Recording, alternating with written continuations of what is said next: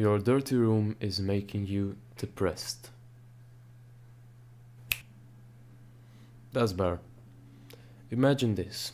One day you wake up and the whole floor of your room is filled up with bananas. You don't really remember how they got there, but they're making it harder to move.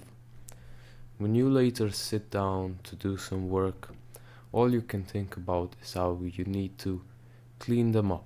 Because of this, you struggle to get anything done. All you can think about now is how you did nothing for the whole day, and you end up not cleaning the bananas. Tomorrow you wake up and the cycle repeats. Now replace the word bananas with all kind of junk you probably have laying around in your room. The way your room looks is a reflection of your mind. The more cluttered it is, the more messy and less clear your mind. Real quick, you know what looks better with just one click? That subscribe button down below. It looks way better when it says subscribed. Thank you.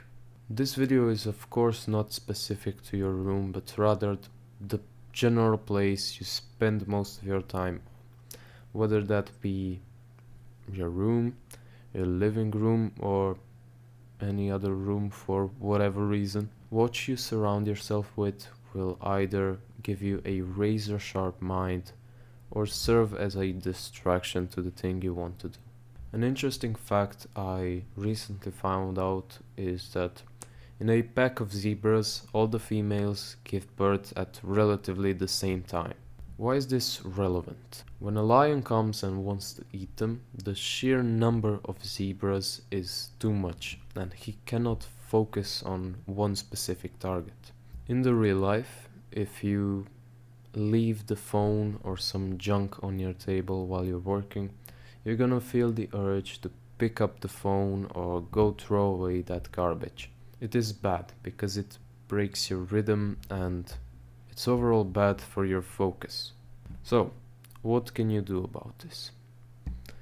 The answer is so obvious, I'm not even gonna say it. I'll let you be the judge.